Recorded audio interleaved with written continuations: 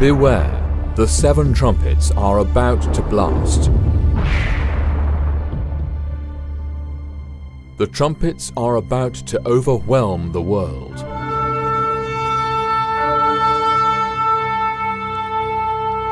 His professed followers are shockingly oblivious, while ordinary people have absolutely no clue of what is about to break on them.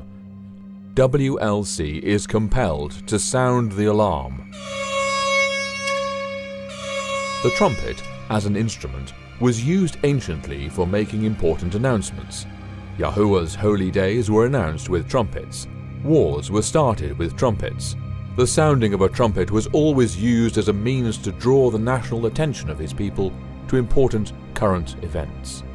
It is extremely important today for his professed people not to ignore the trumpets of Revelation and more fully understand their nature and timing.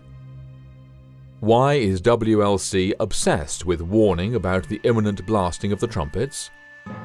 We have no choice but to keep warning about the imminent blasting of the trumpets. The Father has shed his light on our path, helping us understand the timing and purpose of the trumpets. Can we hide his rays of light from his people? Our position is best echoed by Amos the prophet when he declared, "The lion hath roared, who will not fear? The Master Yahuwah hath spoken, who can but prophesy?" Our position is also mirroring the anguish of Jeremiah the prophet when he exclaimed, "O my soul, I am pained in my very heart. My heart makes a noise in me. I cannot hold my peace, because you have heard, O my soul, the sound of the trumpet, the alarm of war." Destruction upon destruction is cried, for the whole land is plundered. Suddenly my tents are plundered, and my curtains in a moment. Like Jeremiah, we understand what the blasting of the trumpets is going to mean to this world in which we are living. WLC feels obligated to make all those who care to listen understand Yahuwah's purpose for blasting the 7 trumpets and to act accordingly. The extent of devastation and loss of life that will hit the world from the blasting of the trumpets is indescribable. Living through the 7 trumpets is going to be a most fearful experience, and without his shelter and refuge, it will be total despair and ruin.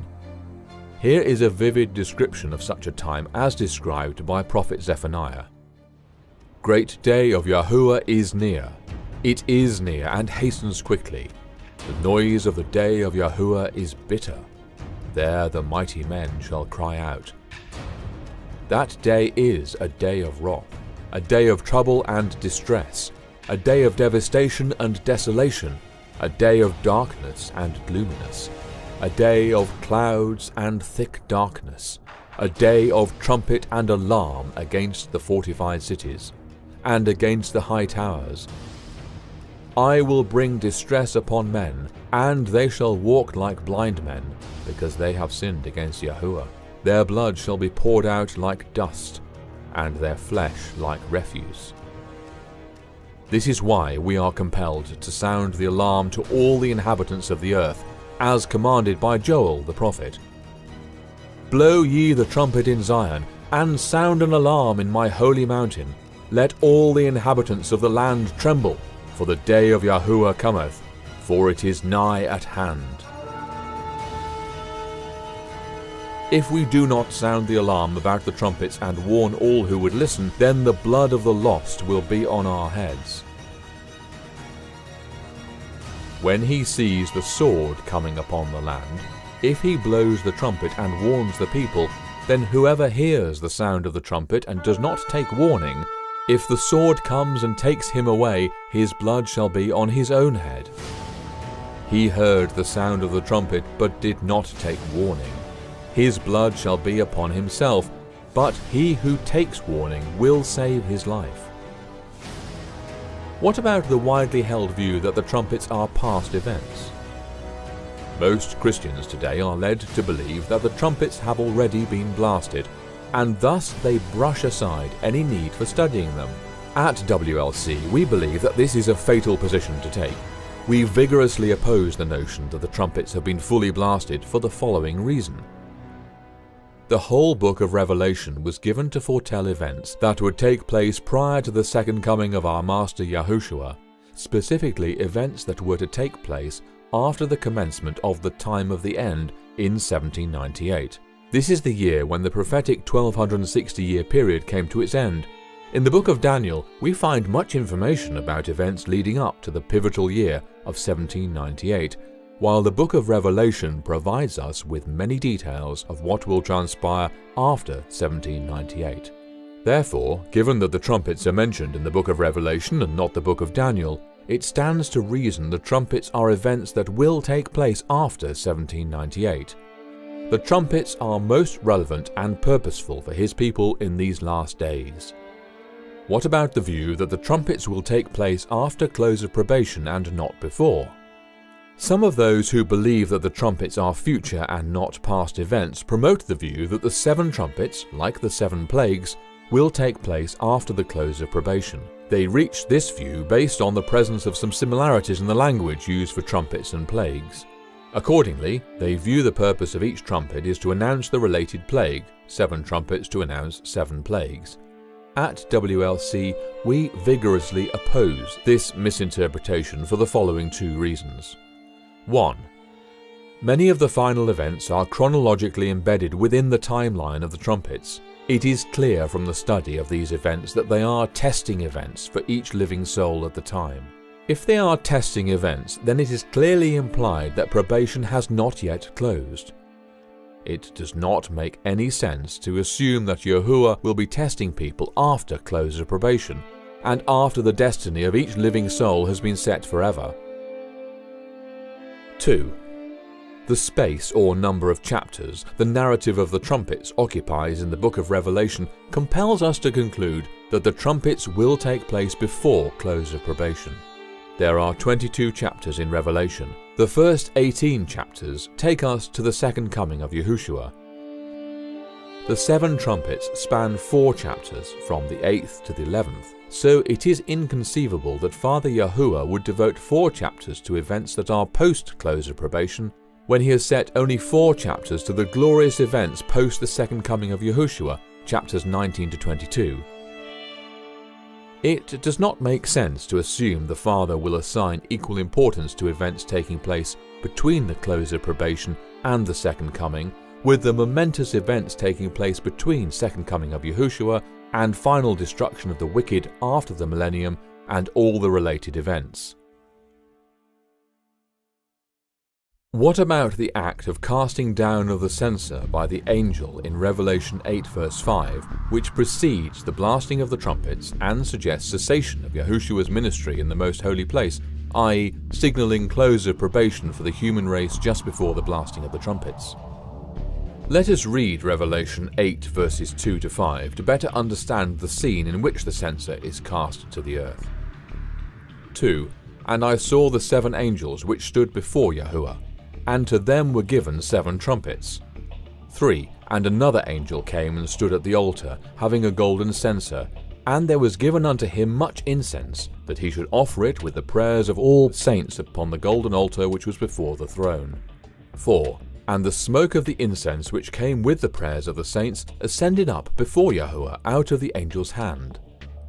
5. And the angel took the censer, and filled it with fire of the altar, and cast it into the earth. And there were voices, and thunderings, and lightnings, and an earthquake. We can easily deduce from verse 2 that this angel was not one of the 7 angels to whom were given the 7 trumpets. Who then is the other angel that came and stood by the altar of incense? Many have concluded that this other angel is none other than Yahushua. We flatly refuse this conclusion for the following 3 reasons. 1. This other angel is doing the same task that the 24 elders are described to be doing in Revelation 5 verse 8, where they are described as having vials full of incense, which are the prayers of the saints, and which they present before the Lamb. They perfume the prayers of the saints and offer them on the altar of incense. The 24 elders are not portrayed as worthy of worship, but are in fact themselves worshipping the Father and the Lamb. Revelation 5 verse 14. Therefore, it is not exalting if we identify the other angel as Yahushua when the task ascribed to him is a task that is also being performed by 24 elders. 2. The second reason why this other angel cannot be Yahushua is the fact that this angel does not provide the incense, but is given to him, and it is clear that the giver is Yahushua, whose meritorious obedience and death are the incense, which, when mixed with the prayers of the saints, makes the prayers very pleasing to Father Yahuwah. 3. The third reason why this other angel is not Yahushua is that angel was never used as one of the different 35 names and titles given to Yahushua in Revelation. If the other angel is not Yahushua, then the casting of the censer by this angel to earth does not mean cessation of Yahushua's ministry in the most holy place, and does not therefore signify the close of probation. So what does the casting of the censer to earth signify? The casting of censer signifies that Yahuwah's last wake-up call to humanity just before the close of probation will be fiery and most forceful, as seen in the events that will unfold after the blasting of each of the 7 trumpets. His last invitation to the human race needs to be strong. It must arrest the attention of every living soul to heed the warning and repent before probation closes once and for all. It is our sacred duty and the duty of every follower of Yahushua to warn all who care to listen of the calamities that will soon take place in every corner of this world. We cannot hide this truth, nor can we shirk our responsibility of warning. It is the will of Yahuwah that none is taken unaware. Angels from heaven are not going to do that which humans can and must do. Moses and Aaron were given in advance the nature of each plague and the exact time it would appear. They had to announce this to Pharaoh so that there would be no opportunity for him or the Egyptians to complain about not being warned. Today, his people have the same responsibility of warning everyone regarding the imminent blasting of the trumpets. When the plagues began to hit Egypt, the Egyptians accused Moses of bringing these judgments upon them. Likewise, his people will be the ones faithfully raising the alarm and warning the world about the destruction and desolation that will be triggered by the trumpets. They will, in turn, be the ones blamed by the unrighteous for all the destruction that will take place when the trumpets are blasted. They will even be looked upon as the cause of it. Nevertheless, this will not shake us out of our solemn responsibility. Come to the foot of the cross repentant, beloved. The time is short. He is coming quickly. The lion hath roared. Who will not fear? The Master Yahuwah hath spoken. Who can but prophesy?